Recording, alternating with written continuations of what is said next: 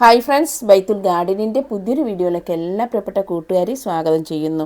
എല്ലാവർക്കും സുഖമാണെന്ന് വിശ്വസിക്കുന്നു. അപ്പോൾ ഇന്നത്തെ ടോപ്പിക്ക് ഈ ഒരു ചെടിയാണ്. അപ്പോൾ ഇതിൻ്റെ പേരാണ് കാരിക്കേച്ചർ പ്ലാന്റ്.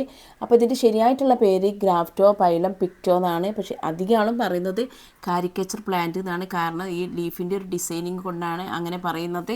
അപ്പോൾ നമുക്ക് ഇതൊരു കോട്ടൺ പ്ലാന്റിൽ പെട്ടൊരു ചെടിയാണ്. ഒത്തിരി വെറൈറ്റികൾ ഇതിൻ്റെ ഉണ്ട് കേട്ടോ. ഇതിൽ പിന്നെ ഗ്രീനും വൈറ്റ് ഉള്ളതുണ്ട്, ഗ്രീനും യെല്ലോ ഉണ്ട്, അതുപോലെ തന്നെ നല്ലൊരു ബ്രൗൺ കളർ, അതായത് നല്ലൊരു മെറൂൺ കളർ കൂടിയിട്ടുള്ളതിൽ ഇതുപോലെ ഡിസൈനിങ്ങുകളുണ്ട്. ഇങ്ങനെ ഒരു 4-5 വെറൈറ്റികൾ ഞാൻ കണ്ടിട്ടുണ്ട്. അപ്പോൾ എൻ്റെ കയ്യിൽ ഇപ്പോൾ ഉള്ളത് ഈ ഒരു കളർ മാത്രമാണ്. അപ്പോൾ ഈ ഒരു ചെടിയുടെ കംപ്ലീറ്റ് കെയറിങ്ങും അതുപോലെ തന്നെ പ്രൊപ്പഗേഷൻ മെത്തേഡാണ് പറയുന്നത്. ചെറിയ രീതിയിൽ നമ്മൾ ശ്രദ്ധിച്ചിട്ടുണ്ടെങ്കിൽ നല്ല രീതിയിൽ നമുക്ക് ബുഷിയായിട്ട് വളർത്തിയെടുക്കാൻ പറ്റുന്നൊരു പ്ലാന്റാണ് നമ്മുടെ കാരിക്കേച്ചർ പ്ലാന്റ് കേട്ടോ.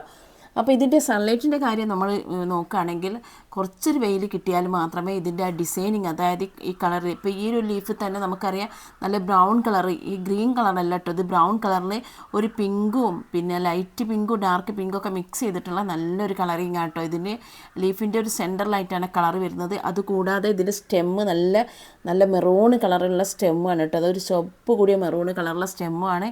ചെറുതായിട്ട് മുട്ടൊക്കെ വരുന്ന ഒരു ചെടിയും കൂടിയാണ് കേട്ടോ. അതൊരു ഫ്ലവറിങ് പ്ലാന്റ്സ് എന്ന് പറഞ്ഞുകൂടെ, പക്ഷേ ഒരു ഫ്ലവറിങ് പ്ലാന്റ്സ് ആണ്.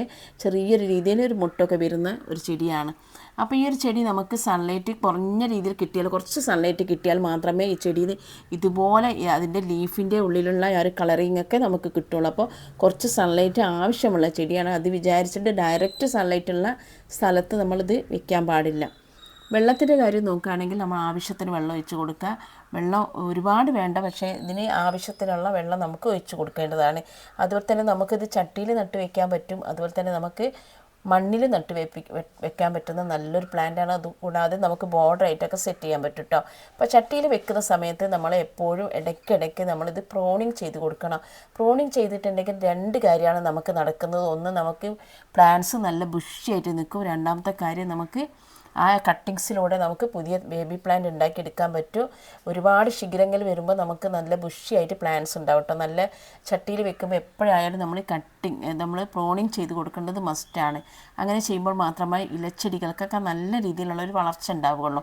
അപ്പോൾ ഇതാണ് ഇതിന് പോട്ടി മിക്സ് എന്ന് പറയുന്നത് നമ്മൾ നട്ട് കൊടുക്കുമ്പോൾ തന്നെ നല്ല വെള്ളം വാർന്നു പോകുന്നൊരു മണ്ണിൽ പോട്ടി മിക്സിൽ നമ്മൾ നട്ട് കൊടുക്കുക. അതായത് ചകിരിച്ചോറ്, മണ്ണ്, മണൽ, പിന്നെ കുറച്ച് ചാണകപ്പൊടിയൊക്കെ എടുത്തിട്ട് നല്ല ഡ്രൈനേജ് ഹോൾസുള്ള പോട്ടിൽ നമ്മൾ പോട്ടിൽ നട്ട് കൊടുക്കാൻ. അങ്ങനെ നട്ട് കൊടുത്തിട്ടുണ്ടെങ്കിൽ നമുക്ക് നല്ല രീതിയിൽ എന്തുണ്ടാവും കേട്ടോ. കുറച്ചൊരു ഹൈറ്റ് വെക്കുന്ന ചെടിയാണ്. അതുകൊണ്ട് തന്നെ നമുക്ക് ഈ ഒരു ചെടി കട്ടിങ് അതാക്കാണ്ടില്ല, ചെറുതായിട്ടൊരു മുട്ട് പോലെ നമുക്ക് കോട്ടൺ പ്ലാന്റിലൊക്കെ നമ്മൾ കാണും പോലെ പൂക്കൾ ഉണ്ടാവില്ല, അങ്ങനെയുള്ളൊരു ചെടിയാണ് കേട്ടോ ഇത്. പിന്നെ ഇത് നമുക്ക് അലങ്കാര ചെടിയായിട്ട് വളർത്താം, അതുപോലെ തന്നെ നമുക്ക് ഒറ്റമൂലിയായിട്ട് വളർത്താൻ പറ്റും കേട്ടോ. കാരണം അൾസർ, തലവേദന, ചൊറിച്ചൽ, ഇതിനെയൊക്കെ നമുക്ക് ഇതിൻ്റെ ഇല ഉപയോഗിച്ചിട്ട് പരിഹരിക്കാൻ പറ്റുന്നതാണ് കേട്ടോ. അതിൻ്റെ നീരെടുത്തിട്ടൊക്കെ നമുക്ക് അത് അരച്ചിട്ടൊക്കെ നമുക്ക് ചൊറിയുള്ള ഭാഗത്തൊക്കെ പുരട്ടിയിട്ടുണ്ടെങ്കിൽ, അതുപോലത്തെ തലവേദനക്കൊക്കെ അതിൻ്റെ നീര് നമുക്ക് പിഴിഞ്ഞിട്ട് നെറ്റിയിലൊക്കെ തൊട്ട് കൊടുത്താലും അൾസറിനൊക്കെ നല്ലതാണ്. അൾസർ അതിൻ്റെ നീര് നമ്മൾ വെള്ളം കൂട്ടിയിട്ട് മിക്സ് ചെയ്തിട്ട് കുടിച്ചാലൊക്കെ നല്ലതാണ് കേട്ടോ. അപ്പോൾ ഇതൊരൊറ്റമുറിയായിട്ട് നമുക്ക് ഉപയോഗിക്കാം. നമുക്ക് വീടിൻ്റെ അലങ്കാരമായിട്ട് ഉപയോഗിക്കാൻ പറ്റുന്ന നല്ലൊരു ചെടിയാണ് നമ്മുടെ ഈ ഒരു കാരിക്കേച്ചർ പ്ലാന്റ് കേട്ടോ. അപ്പോൾ ഇത് നമുക്ക് പിന്നെ നട്ട് കൊടുക്കുന്ന സമയത്ത്, അതായത് നമ്മളിത് കട്ടിങ്സ് എടുത്തിട്ടാണ് നമ്മൾ നട്ട് കൊടുക്കല്ലേ. ഇതിന് കട്ടിങ്സാണ് എടുക്കേണ്ടത്. ഇതിന് വിത്തും ഒന്നും ഉണ്ടാവില്ല. നമുക്ക് കട്ടിങ്സ് എടുത്തിട്ട് ഒരു ചട്ടിയിൽ നമ്മൾ നട്ട് കൊടുക്കുന്ന സമയത്ത്, അതായത് നമ്മൾ കട്ടിങ്സ് ഓരോ ചെറിയ കട്ടിങ്സ് എടുത്തിട്ട്, അതായത് സ്റ്റെം എടുത്തിട്ട് നമുക്ക് സ്റ്റെം കട്ടിങ്ങിലൂടെ നമുക്ക് ചെറിയ ഇതെടുത്തിട്ട് നമുക്ക് പുതിയ തൈകൾ ഉണ്ടാക്കിയെടുക്കാം. പക്ഷേ ചട്ടിയിൽ നമ്മൾ നട്ട് കൊടുക്കുന്ന സമയത്ത്, അതായത് നമ്മൾ പോട്ടിലേക്ക് നട്ടിട്ട് നമുക്ക് ബുഷിയായിട്ട് എടുക്കണമെങ്കിൽ നമ്മൾ എന്ത് ചെയ്യണം?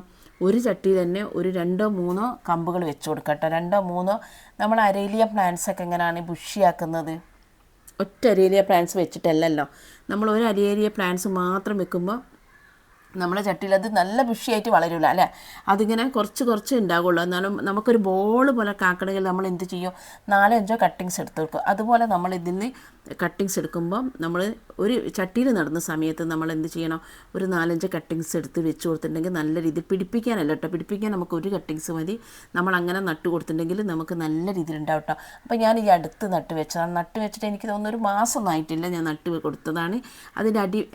ഇത് ഞാൻ 2 പീസാക്കിയിട്ട് അതിൻ്റെ അടിവശം വേറൊരു പോട്ടിലും ഇത് ഞാനൊരു പോട്ടിൽ, അതായത് നമ്മുടെ അരേലിയൻ പ്ലാന്റ്സ് നട്ടൊരു പോട്ടിൽ വെച്ച് കൊടുത്താണ്.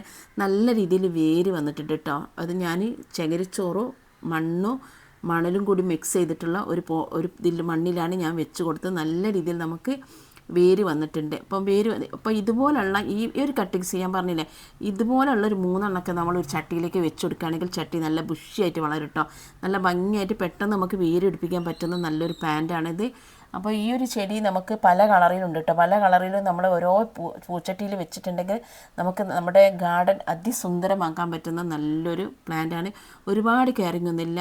അതുപോലെ തന്നെ കീടശല്യങ്ങളൊന്നും ഒരുപാട് വരാത്തൊരു ചെടിയും കൂടിയാണ്. നമ്മൾ മറ്റു ചെടികൾക്കൊക്കെ വളം കൊടുക്കുന്ന കൂട്ടത്തിൽ നമ്മൾ ഈ ചെടിക്കും കുറച്ച് വളം നമ്മൾ ഉപയോഗിച്ചാൽ മതി. അതിൻ്റെ താഴ്ഭാഗം ഞാൻ വെച്ച് കൊടുത്തതാണ്.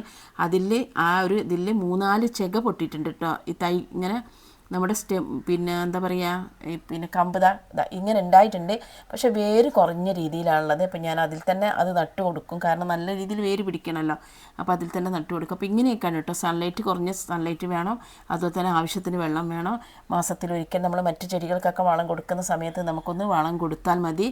അപ്പോൾ രണ്ടും ഞാൻ അതുപോലെ തന്നെ നട്ട് വെച്ചിട്ടുണ്ട്. വളം കൊടുത്താൽ മതി. അതുപോലെ നമുക്ക് ചട്ടിയിൽ നടുന്ന സമയത്ത് ഒരു 4-5 എണ്ണം അല്ലെങ്കിൽ 3-4 വെച്ച് കൊടുത്താൽ നല്ല ബുഷിയായിട്ട് വളർത്തിയെടുക്കാൻ പറ്റും.